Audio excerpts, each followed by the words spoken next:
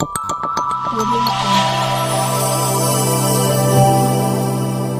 Jungle.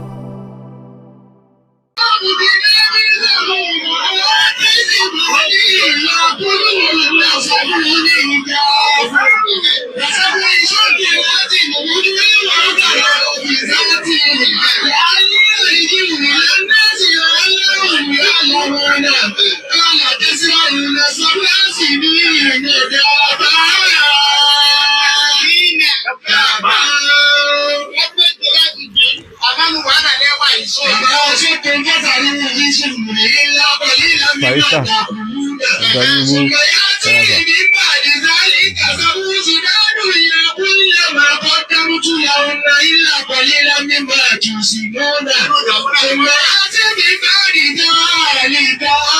The level.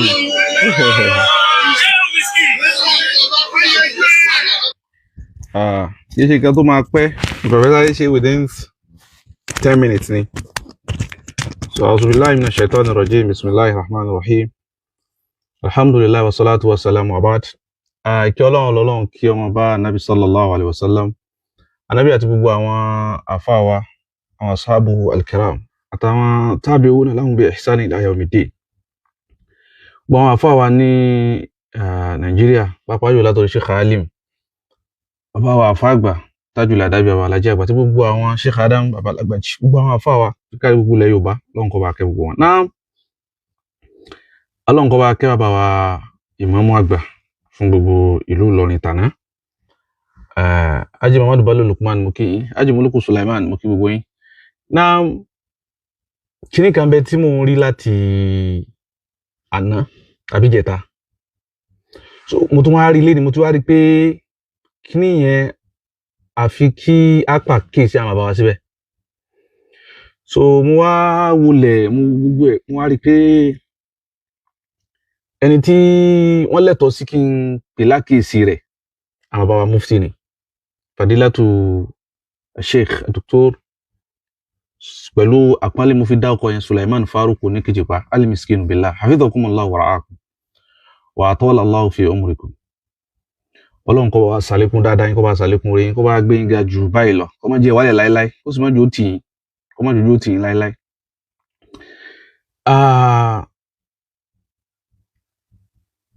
Olúwa ní bismillahir rahmanir rahim. Fala nas'alanna alladhina ursila ilayhim wala nas'alanna al-mursalin. A bi àwọn àfáàrin wọn, jẹ́ wọ́n jíṣẹ́ fún wa bí wọ́n jíṣẹ́ fún wọn. Nílọrin tèní àsọjú erí. Àmọ́ Ọlọ́run gbé bàbá mufti sípò. Ọlọ́run kó má yọ wọ́n ní sàásìn. Ó jẹ́ wọ́n pẹ́ ńbẹ̀ bí tàwọn aṣáájú wọn. Tí wọ́n lù ẹ̀mí gúngún, àwọn aṣáájú wọn pẹ́ ńbẹ̀, wọ́n lù ẹ̀mí gúngún. Ọlọ́run wá jẹ́ àwọn ọ̀rẹ́ mi gúngún lù. Ju tí wọ́n lọ bí tàlájì àgbà. Ọlọ́run jẹ́ wọ́n rí lù bí Alhaji àgbà. Ọlá Nabi sallallahu alaihi wasallam. Bàbá mufti, mo fẹ́ pè yín sákèsí, ẹ̀yin gẹ́gẹ́ ni mo wà já ọ̀rọ̀ yìí sí. Kẹ́ bá wa ṣàtúnṣe lórí ẹ̀. Ẹ̀yin gẹ́gẹ́ ni mo, torí Ànábì sallallahu alaihi wasallam fima rawahu shaykhan. Àdísì kan bẹ tí Sahih Bukhari àti Sahih Muslim wọ́n jọ gbà wá. So tá bá rí ọ̀rọ̀ kan tí ń bẹnu Sahih Bukhari àti Muslim, in dalla ala shay'in fa innama yadullu ala sihhati hadha al-hadith aw al-khabar aw al-athar. Kò sí méjì ńbẹ̀. Àdísì ń dọ́dọ̀ Ànábì sallallahu ta'ala wa sallam alayhi. Bàbá mufti, ẹ̀yin lẹ wà ńbẹ̀ lénìí. Ọlọ́run jẹ́ pẹ́ ńbẹ̀. Ẹ dákun, ẹ ṣe nǹkan má lè gbàgbé sílẹ̀ fún Ìlọrin. Ẹ ṣe nǹkan má lè gbàgbé sílẹ̀ fún Islam. Gbogbo àwọn àgbàlagbà tàná, kéde bí wọ́n ṣe ń ṣe lọ́pọ̀lọpọ̀ ń ṣe yìí o. Wọ́n ń lò nígbà tá ojú ò tí tún lájú báyìí lọ, tí ò tí là tó báyìí. Máa dálíkà, wọ́n jẹ́ kí ìbẹ̀rù Ọlọ́run kó lé téńté lórí gbogbo àwọn nashatọ́ọ̀tì wọn, gbogbo àwọn activities wọn pátápátá. Sawa'un fil munasabati al-farahiyya, àwọn ìdùnnú bí kó mọ bí ìyàwó kankan, wọ́n fi bẹ̀rù Ọlọ́run lé téńté rẹ̀, wọ́n ṣàṣejù, wọ́n ṣàṣètò. Lillahil kamal, wọ́n lè kù sí bí àwọn tó pọ̀. Bẹ́ẹ̀ ni nínú àwọn munasabati tó jẹ́ munasabati ìbaninínújẹ́ náà, wọ́n ṣe níwọ̀n tó wọ́n sì. wọn kọjá Ànábì wá sàdísì kí làdísì náà kí wọ́n tó gbé nǹkan tí wọ́n torí ẹ̀ pé bàbá mufti jáde tí mo sì fẹ́ tí mo bẹ̀ wọ́n ló kọ́ Ọlọ́run àtànábì sallallahu alaihi wasallam Ọlọ́run tí ni wọ́n ń rí iṣẹ́ jẹ́ ẹ ti ń jẹ́sẹ́ bọ̀ bí wọ́n bá gbé àwọn ní lẹ́jẹ̀ndì nínú wáàsí ṣíṣe àti nínú lílo mímọ̀ ara wọn lẹ́wà lẹ́mi ọ̀sọ́ kó wá mọ̀ Ọlọ́run sì ní ìfi mufti yìí ó tún nǹkan tó pọ̀ sí nínú orí ẹ̀sìn pàápàá jùlọ nílọrin bàbá wa kan wọ́n ń pè wọ́n ní Adam Fani ṣàfihàn ọlọ́wọ́ra mo ti máa ń gbà tí mo ti wà kékeré jù báyìí lọ ni mo ti máa ń wọ́ọ̀chì bàbá yẹn wá sí wọ́n máa ń sòdodo púpọ̀ wọ́n sì máa ń nínú àwọn àáfàá tí wọ́n gbẹ́sẹ̀ síbi táwọn tàná wà àwọn ni wọ́n tẹ́yìn bá ròdò yín sọ máa káwọn ní markaziyan nínú àwọn àáfàá tí wọ́n bá bàrà tí wọ́n bá ń lẹ̀ kí ṣe bí bàrà pé ká máa pọn ká máa èyí tí ọ̀bá dá ká máa rún mọ́ rárá wọ́n máa ń sòdodo tí ń jà àáfàá gangan rí lára wọn bíi tiyín náà wọ́n ti wá sí kan léni tí wọ́n sọ àwọn p1 mi lọ ìwé ìhùn sábà gbogbo àti àwọn èèyàn mú wá sí tiwọn látòkè délẹ̀ wá sí náà dáa púpọ̀ kọ́lọ́n ti ṣe àlékún dáadáa fún wọn gbogbo àwọn táṣe wá sí náà wọ́n try o ṣùgbọ́n bàbá yẹn mo ti máa ń sọ wọn ń kùn láti sòdodo olódodo ni wọn kọ́lọ́n máa ṣe dáadáa fún wọn hadith náà wà ní bàbá mufti ẹ̀dẹ̀ kí n tó kà ẹ̀dẹ̀ ń fi tí mo torí ẹ̀ pè yín wá sí àwọn fọ́tò kan ní màbáyá yóò clear mo fẹ́ fi hàn yín ìlú ẹ̀sìn ni lọ́rin now àbí what are we doing I just don't get it these days ó ga ọ bàbá wa ọlọ́run bá wa kẹ́ bàbá alimam so mi ò mọ̀ bóyá àwọn ọmọ mọ́mù ni wọ́n gbé kalẹ̀ ní o mi ò mọ̀ bóyá àwọn ọmọ kéwù ni o mi ò mọ̀ ibi tó ti wá o but òun lélẹ̀ bàbá ìmọ̀mù náà gbé kalẹ̀ yìí àwọn ni wọ́n gbé fọ́tò wọn sára ògiri tí wọ́n ń sáyìn sí pépà wọ́n máàkì rẹ́gísítà ṣé ìmíì tó tún wọ̀ lọ́rin ní bàbá mufti ẹ bá wa pàkíyèsí lórí ẹ̀ àwọn èsì alákọ̀wé fa àbálákọ̀wé náà pé bàbá ìmọ̀mù ni ìlú Ìlọrin èsì ìlú kìrìsìtẹ́nìtì fa àbí kí ni gbogbo àṣàkáṣà tátún wí nísì ṣé kálí mọ̀ pé bàbá ìmọ̀mù tóbi ni gbogbo ayé ló mọ̀ pé ẹni sí tóbi ni wọ́n tí wọ́n fi wọlé Ọlọ́run sùn ẹ wá wò bí ti ra àwọn fọ́tò ni mo tún wá rí kan bí iṣẹ́ fẹ́ mú pé máa sẹ́ndẹ̀ sáwọn èèyàn kan lẹ́yìn tẹ́lẹ̀tẹ́lẹ̀ mo tún wá rí sẹ́nitọ́ Yàyà olórí ẹgbẹ́ Ọlọ́run jẹ́ á rí wọn pẹ́ àwọn náà tó dé láti Ìlọrin níjọ́ lélẹ́yìí bẹ̀rẹ̀ ńlọrin àwọn náà ń sáyìn kí làwọn èèyàn fẹ́ sẹ̀sìn dà kí làwọn èèyàn fẹ́ sọ̀lúdà so Ọlọ́run jẹ́ mi ọmọ ẹjẹ́ mi gbogbo àwọn bàbá ogun ṣé bí wọ́n ti máa ṣe nígbà tí gbogbo ẹ̀yin bàbá wa tẹ́lẹ̀ mi bá gùn tó gùn pẹ̀lú àlàáfíà ṣé bí kálukú náà ṣe máa ṣe tí wọ́n máa gbé àwọn fọ́tò wọn máa sáyìn sí àbáwọn èèyàn rò pé àwọn Bùkọ́lá làwọn ni àbẹ́ rò pé àwọn Sẹ́nitọ́ Sọ́lì Mustapha ní ní àwọn àfáàlẹ̀ ń ṣe báyìí àfá àgbà fún gbogbo Ìlọrin bàbá ìmọ̀mù lè lọ gbé kíní pálí kan jáde àwọn èèyàn sáyìn wèrè inna lillahi wa inna ilayhi raji'un àwọn fọ́tò wọn ti pọ̀ ní tí mo rí wọ́n lọ gbé fọ́tò bàbá kalẹ̀ báyìí bàbá ìmọ̀mù lérè wọ́n wá ń sáyìn sí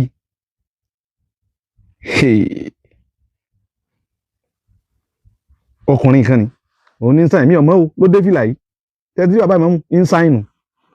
wọ́n lè mọ̀ pọ́n wá èmi ìtúnì irùngbọ̀n àwọn náà sáyìn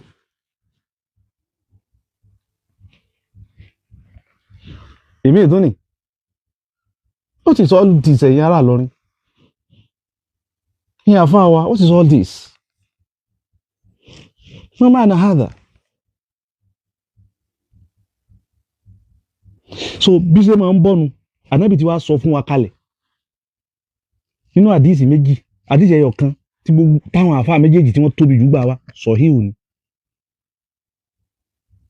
ànábì ní ẹ ṣọ́ra o látàtàbí ọ̀nù àbí ọ̀dà ìpínlẹ̀ tó ní fọ́tò ẹlòmíín bíi kó sáà ń rí kíní yẹn yíò náà ṣe ti tó ànábì ní látàtàbí ọ̀nù sunana alladhina min qablikum ànábì ní ẹ ṣọ́ra o kẹ́ máa tẹ̀lé kẹ́ máa wà wòkọ́ṣe sunana alladhina min qablikum ìyapa ẹ̀sìn táwọn tán ṣáájú yín bí wọ́n ṣe yapa ẹ̀sìn ẹ ṣọ́ra kẹ́ má máa tẹ̀lé wọn ṣíbùrán bí ṣíbùrìn ní dèdè ọmọ níka bá ọmọ níka sí mọ̀ yìí bẹ́ẹ̀ bá ṣe nǹkan kékeré ẹ̀yin ní òsè ó tún wá ní wọ́n zira á ń bí zira bẹ́ẹ̀ bá tún ṣèyí tó fẹ́ tóun fẹ́ tó ìgbọ́n ẹ̀ tún máa ṣe é bẹ̀ náà. Ànábì ní hátà tó fi di pé ìzá dákàlú hujra dọ́bìn bóhùrì dọ́bìn títí tí wọ́n fi wọ tá máa wọnú ìsà agilin tí bí ṣe máa kéré mọ́ ẹ̀yin ló sì tún bá wọn wọ. ṣé ẹ ti rí báwọn àfáà kan wọ́n ti ń gbé òkú sí èjìká náà tẹ̀ ti rí tí wọ́n ń ju sókè bóyá lórí Facebook bá wọn fi máa bá pàkíyèsí àwọn nǹkan wọ̀nyí èyí wọn kì í ṣe lọrin ṣùgbọ́n yóò padà dé lọrin náà èyí tí wọ́n ń ṣe ní west njọ́ kìíní àná nígbà táwa fi máa ń lọ táwa kékèké tábà lọ́nà ìsì ẹ̀ ọ̀nà gómìnà bóyá bí ọ̀nà kí wọ́n máa ń pèlú yòró nǹkan bẹ́ẹ̀ láti máa ń bá tí wọ́n ṣe fọ́tò àwọn bàbá wọn tí wọ́n ti kú tí wọ́n ṣe kalẹ̀ bí èrè sínú ilé wọ́n gbé fọ́tò gàdàgbà bó ṣe wọ̀ lọ́rin kò sí tẹ́lẹ̀tẹ́lẹ̀ ó wọ̀ lọ́rin kó wá yín náà ti ní gbogbo fọ́tò gàdàgbà nulẹ̀ nísì àfi nígbà tí yín ò tí ì tó tẹ́lẹ̀tẹ́lẹ̀ òkú nílọrin ó ní bí wọ́n ṣe ń ṣe àwọn náà ti sọ dayọ̀ nísì bí wọ́n ti padà máa ń kọrin yóò tún padà wọ́ tí wọ́n máa kọrin ó ṣe ti wọ́ ọ̀gá Bello ìyá rẹ̀ ti kú tó gbogbo àwọn olórin wá láti Ìlọrin láti kú ní pàkátà mẹ́rin náà wọ́n pàtẹ́ sí.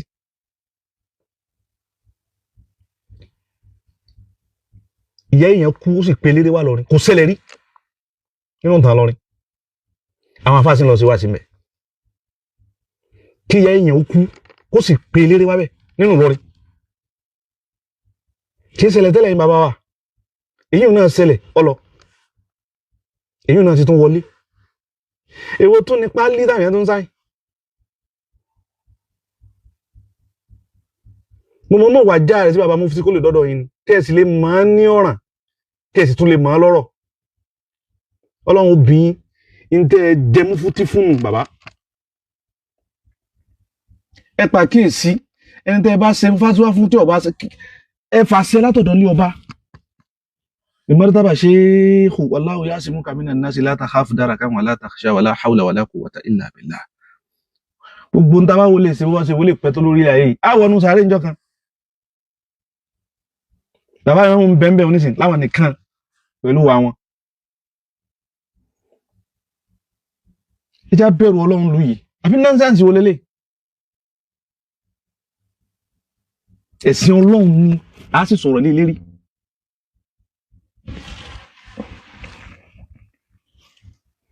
ó ń sọ ọlọ́run ní tó fi di pé láwọ́ dákàlú dúhùrà dọ́bìn tí wọ́n bá fi tó fi táwọn àwọn ẹlẹ́sìn míì yìí àwọn tí wọ́n ṣe mùsùlùmí yìí àwọn ẹlẹ́sìn Yahudi àwọn ẹlẹ́sìn Nasọ́ra yìí tí wọ́n bá padà wá ń wọnú ihò ìsinsin lọ àbí ihò agilintí lọ lásàlákìtùmù ẹ sì máa wọ̀ pẹ̀lú wọn kílà ya Rasulullah àwọn sábà ní ìrí ń sí ọlọ́run àwọn fàmọ́ni àwùlà ta làwọn tó ń wí pé a máa tẹ̀lé wọn síbúrán bí síbúrín zira ń bí zira yìí aliyahudu amun nasọrọ ṣé yahudi àwọn yahudi ló ń sọ ní àbí nasọra arábìnrin faman tí ìbá wá sọ àwọn méjèèjì ta ni wọ́n ń wí arábìnrin faman sáyà kún tí ìbá jẹ́ àwọn méjèèjì ká máa gbé pálí wèrè kan síwájú òkú tó ti kú kára ń sáyìn àwọn nasọra àwọn kìrìsìtẹ́nì ni wọ́n ń ṣe hadisi ní ẹ̀sìn ní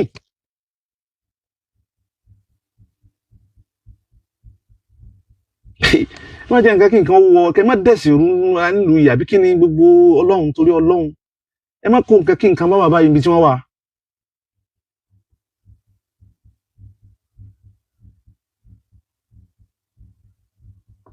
abẹ́ bàbá wa arọ bàbá wa Fadilatu Sheikh Dr. Faruk Oníkìjìpá bàbá Mufti iṣẹ́ yín lélẹ́yìí torí ló fi wàjá هذه الرسالة المتواضعة من ابنكم المتواضع mo fi ránṣẹ́ sí sáà ìftáhì yín sá gbogbo àwọn nǹkan wọ̀nyí ẹ láwọn ọlọ́pàá ẹ̀sìn tí wọ́n lọ ọjọ́ ọ̀tẹlẹ̀múyẹ́ gbogbo dàrú tí máa ti fẹ́ máa wọ ẹ̀sìn kí wọ́n kó wá fún yẹn máa ṣe fátúwá lórí ẹ̀ ẹ kọ́ṣán àwọn èèyàn wá ń bẹ̀. So tẹ́lómi náà bá tún kú náà àgbàlagbà àwọn ọmọ tí wọ́n náà tún láwọn fẹ́ kọ́pì táwọn ọmọ àbáyé máa mú bẹ̀rẹ̀ yìí àwọn náà tún kọ́pì rẹ̀. Eléyìí tí ń sọ yìí ẹni tó bá fẹ́ mú mi lọ́ta lórí ẹ̀ kó múra kó bẹ̀rẹ̀. Ẹ̀sìn la wá ṣe láyé.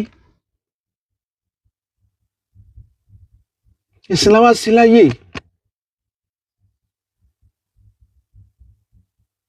Ìlú yìí débi tó dé bidin pẹ̀lú ẹ̀sìn ni. Gbogbo àwọn tá a máa dápọ̀ àwọn bàbá kíní. Ìbáàdà t'Ọlọ́run òun ló ṣe ọkọ̀ wọn kù. Iná ti pọ̀ lọ ní tòótọ́ ṣùgbọ́n kò sí ìbáàdà nú ẹ̀ ní òjò sàpọ́nlé mọ́. Ẹ dára padà síbi tá a ti bẹ̀rẹ̀ bá a bá lè lọ síwájú ní ẹ̀sìn Ọlọ́run. Ẹ fọwọ́sowọ́pọ̀ ìwọ ẹ̀ bàbá yìí ẹ̀sìn làkọ́kọ́ Sheikh Alimi innama ata bid-din. Pẹ̀lú ẹ̀sìn ni pẹ̀lú ìmọ̀ ni pẹ̀lú ẹ̀sìn ni ìmọ̀ tí èèyàn bá ní tí ò bá ṣẹ̀sìn bẹ́ẹ̀ bá ń sá ni. Professor Aliagan lọ́n jẹ́ àrí wọn pẹ́ àti bàbá mi àfáà mi Dr. Abdulhamid Olóhùn ni wọ́n máa ń kọ́ gbogbo ìgbà pé kò sáǹfààní kí láǹfààní kéwú kí láǹfààní ìmọ̀ tá a ké tí ó tá a lò kò wúlò. Bàbá Sàkọ́fí qablahuma yani qabla hadhaini shaykhaini al-jalilayn wọ́n ti kọ orin tí orin òun ni ó délẹ̀ lárúbáwá tó fi jẹ́ pé lárúbáwá ń kọ lórí mímbàrí. Bàbá Sàkọ́fí ni wọ́n kọ rahimahullah maza ta'allamna torí kí la fi kọ́ mọ̀ gan wa ma fa'idatu ilmina kí láǹfààní ìmọ̀ wa gan kí láǹfààní torí kí la fi kéwú gan ẹ̀yà fà torí kí láǹfààní ìmọ̀ ta ní tó pọ̀ yìí nìsín ìsálámù yufidna kullu ma nata'allamu gbogbo tá a bá ń ké yìí ọba wúlò Ìlọrin lónìí Ìlọrin lọ́la bàbá kíní kí ni ìwúlò rẹ̀ tá a bá lò gbogbo nǹkan ni wọ́n ti fara lọ ní gbogbo nǹkan.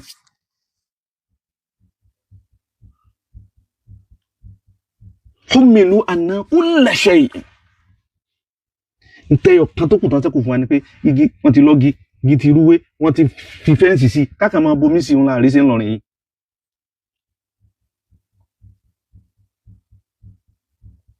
تواجه هذه الرسالة وهذا الطلب إلى فضيلة الشيخ والدكتور فاروق ونكي سليمان فاروق ونكي جبالي مسكين بالله مفتي gbogbo Ìlọrin ẹ wá wòye sí gbogbo àwọn kan tí ń ṣẹlẹ̀ yìí ìyìn rẹ lómi ta lè kọjú ẹ̀sìn wa bá mọ́ láàlì ṣuhuratikum kí ṣe pé nítorí pé ẹ wà fẹ́mọ̀sì abẹ́ sí kinní kan ṣùgbọ́n nítorí pé ìyípadà dáadáa ó bá yín lórí ẹ̀sìn Islam ó bá yín lórí ẹ̀sìn Islam mo wá sí kan lánàá ní òde aláwùsá wá sí náà wá sí ni fúnra rẹ̀ nìkan mi ẹlòmíì fi jọ nínú títú Kùránì mọ́ àfàwọn alájàgbà Ọlọ́run ò ní yọ yín sẹ́ kò ní gba sáà lọ́wọ́ yín ẹ dákun ẹ bá wòye ẹni ń bẹ̀bẹ̀ ni